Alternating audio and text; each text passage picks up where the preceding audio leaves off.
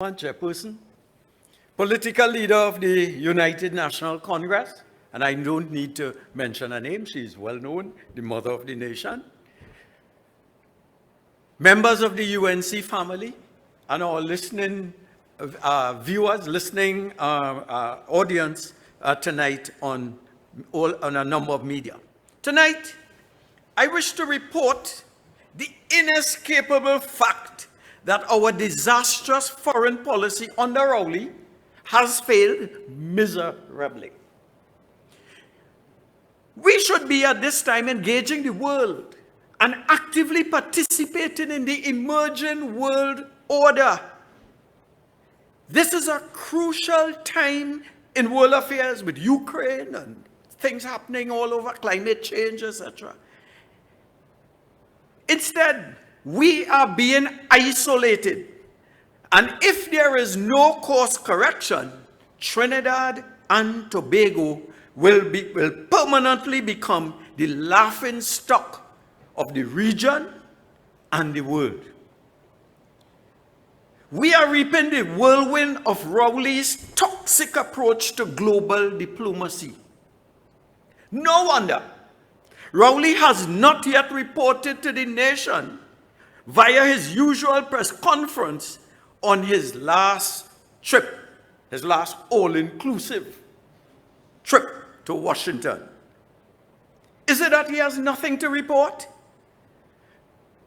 But before I elaborate on our failed foreign policy, I wish to digress a little. Forgive me. I have a concern. This matter is worrying me. I listened intently, as we all did last week, to the shocking revelations of Senator Jayanti Lakshmidiyal concerning a special branch report on activities of wannabe leader of the PNM, Foster Cummins. Her revelations were damning, extremely disturbing, worthy of immediate answers, and more so, another indictment on the Rowley administration in general, and NP Cummins in particular. Now, that information came in our mailbox. And just a few moments ago, I heard my esteemed colleague from Princestown said bit of information came in his mailbox. In my 6 years in Parliament, nothing has been placed in my mailbox. Nothing. So I want Trinidad and Tobago to know that I also have a mailbox. I live in San Fernando.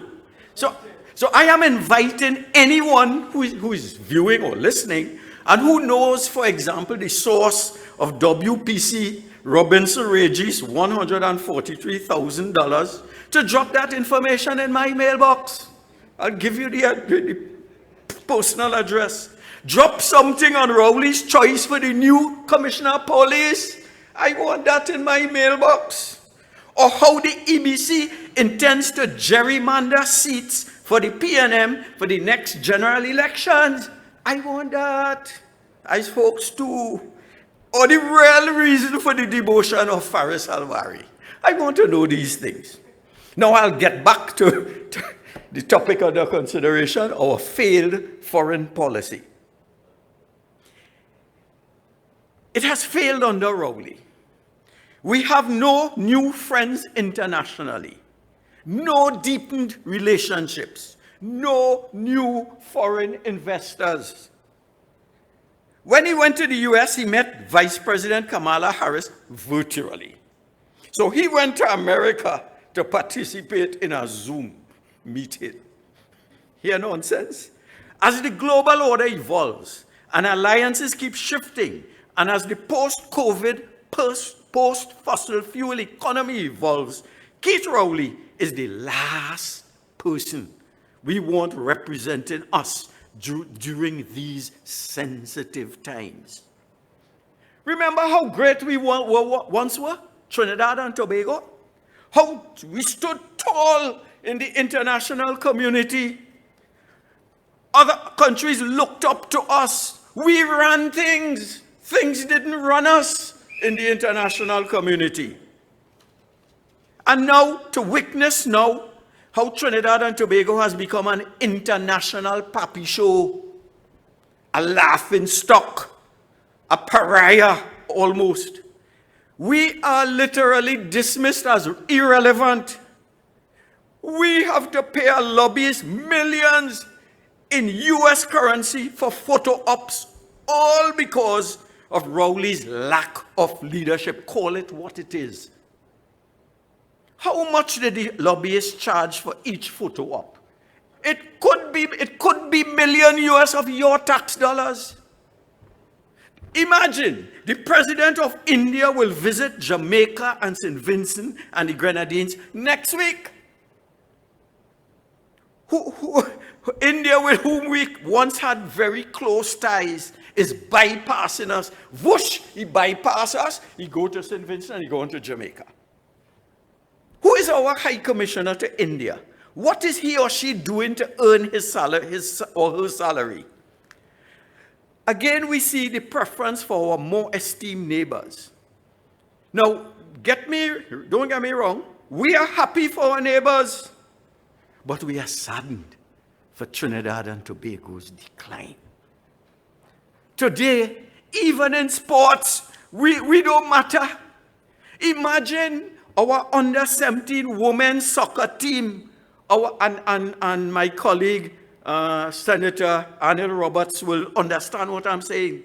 Imagine our under-17 women's soccer team, our sports ambassadors got 10-1. 10-1. Not their fault, but an administration that does not care to put resources into developing the talents of our young citizens. I remind you, under Kamala Prasad Bisesa and Minister of Sports Arnold Roberts, in the 2012 Olympics, we got 1 gold medal, 3 bronze, and 11 finalists. That performance differentiates the failed PNM under Keith Christopher Rowley from the leadership of Kamala Prasad Bisesa. Chalk and cheese. Today under Rowley, things are dismal. We were kicked out in the first round of the FIFA World Cup in a group led by St. Kitts and Nevis with a population of 55,000. A little island, 2 islands, with a population less than Naparima, beat the whole of Trinidad and Tobago. What a shame. At the last Olympics, we did not get a single medal, but Grenada got. Jamaica got medals by the grab. They have a bag full of medals. Bahamas got, but not my Trinidad and Tobago. And Shamfa shamelessly draws a hefty monthly unearned salary and performing like no one lives here in her ministry. She has no shame, like the whole of that kakistocratic cabinet. And by the way, that means incompetent. It is worse in the Ministry of Foreign and CARICOM Affairs. There was a time when Trinidad and Tobago was respected globally in the international community. I'll give you some examples. It was former A&R Robinson who laid the foundation for the International Criminal Court. And our judges usually were elected unopposed on their first ballot for the ICC, International Criminal Court. Ask ex-President Anthony Carmona, he was elected on the first ballot. And Justice Henderson, first ballot. You know what? Under Rowley in 2020, our candidate was elected on the 8th ballot. They had to go 8 times to elect a Trinidad candidate. But it got worse. Lennox Bala, the late Lennox Bala, was instrumental in the formation of the International Tribunal for the Law of the Sea. They call it ITLAS. Big word, ITLAS. As a result, our judges were normally elected unopposed or on first ballot. Under Rowley, that has changed. We have no representation on ITLAS. The last was Justice Anthony Lucky. Be going through. Under Manning, Trinidad and Tobago hosted CHOGM and the Summit of the Americas. Presidents, prime ministers, heads of government came to Trinidad. Today, not even the president of India visits Trinidad and Tobago when he's in the region. Even Sadhguru came to the Caribbean and skipped Trinidad entirely. What a shame, like we have leprosy in Trinidad. No, they like to say, we equal to them. We are 2,000 times better than the PNM. 2,000 times. Under Kamla Persad Bissessar, Trinidad and Tobago punched above its weight in foreign policy. We continue the tradition of global preeminence for which we were known. President Xi Jinping, from the second largest economy in the world, made Trinidad and Tobago and made Kamla Persad Bissessar the first prime minister he visited in the Western Hemisphere. Before Canada, before Mexico, before the United States, Xi Jinping came to Trinidad. First country after he was elected president. And you must ask yourself why. U.S. Vice President visited Kamla Persad Bissessar. Let me say it to the Mrs. Kamla Persad Bissessar in Port of Spain. Today, Rowley cannot get a photo up with either Vice President Harris or President Biden in Washington. He came to Trinidad to see our Prime Minister, and he runs up there and cannot get a photo up. Mia Motley God. Mia Motley God. The Prime Minister of Jamaica got. At the United Nations, you see, sometimes we don't like to boast. We do not like to boast. We must be humble. But at the United Nations, Mrs. Kamla Persad Bissessar was a rock star. I was there at a side meeting on increased women's participation in politics. She shared the head table with the likes of Brazil's President Dilma Rousseff and the Secretary of State Hillary Clinton. Under her leadership, we had a boss, you know. We had a boss. Because the media ain't doing it for us. So forgive me. Under her leadership in 2013, we secured Trinidad and Tobago's successful candidacy for a non-permanent seat on the United Nations Security Council in 2027. You have to put in your thing early. 2027, I hope I'm alive. Because of her leadership, we will have a seat, a non-permanent seat on the Security Council. And in 2023, we will have the president of the UN General Assembly, all because of her leadership. Now, the point is, we were big in the dance. That was where we were on the global stage. And then came Keith Christopher Rowley and his bag of misfits, oligarchs, and kakistocrats. And they began to unravel everything. His complete disdain for foreign affairs was evidenced in his appointment of the hapless Dennis Moses as our Minister of Foreign and CARICOM Affairs. And he compounds the idiocy, you have to call it that, by appointing the self-same Dennis Moses as our High Commissioner in Canada.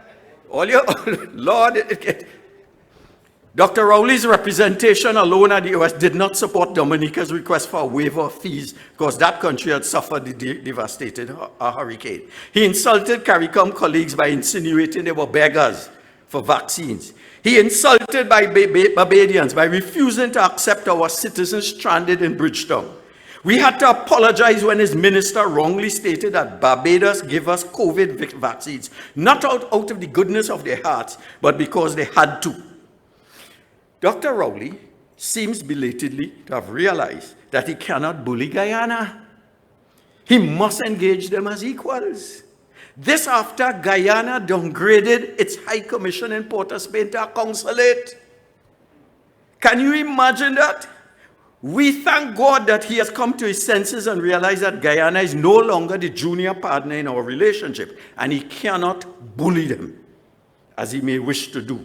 Now, I want to just give quickly 4 things that must change in our foreign policy. Under Rowley, our foreign policy is not serving our economic interests. Our economy needs 4 things desperately: jobs, diversification, foreign direct investment, and foreign exchange. Wasting time and energy on useless photo ops in Qatar and Washington does absolutely nothing in terms of our pressing needs. We ask the question, how many jobs you got from your Washington jaunt? How many U.S. businesses were engaged as the country changes its supply chain logistics away from China and the region? The second thing that has to change, our best and brightest must head our missions. We don't want Dennis Moses, the likes of Dennis Moses in Canada. We need to treat Venezuela not as a priority, but as another country with which we must interact. Ms. Delcy Rodriguez may be an attractive, persuasive diplomat in the eyes of this administration, but those attributes have to be factored into the totality of our relationships. I'll just give one last point. As a small state, Trinidad and Tobago's survival is dependent on the international community recognizing the inviolability of national borders. While we must continue our long-held policy of not taking sides in a new Cold War, we should have taken an unmistakably firmer stance on the UN resolution on the invasion of Ukraine. And lastly, Trinidad and Tobago needs immediately to ratify the 1951 UN Refugee Convention and the International Convention on the Protection of Rights of All Migrants and their families. In the last point, there was a damning international report on our country under the failed Keith Christopher Rowley. The U.S. Department of State recently released the 2021 Human Rights Report. They highlighted serious things in Trinidad and Tobago. 1, the unlawful arbitrary killings of police. That is what the world is seeing in Trinidad. The forcible return of asylum seekers to the country where they are likely to be persecuted or punished. 3, serious acts of corruption. And lastly, human trafficking. Ladies and gentlemen, I've made the case that under Keith Christopher Rowley, we are pariahs. We are ignored. We are irrelevant. It is time for Kamala Persad-Bissessar and the UNC to bring resurrection and to bring life and light to Trinidad and Tobago. I thank you.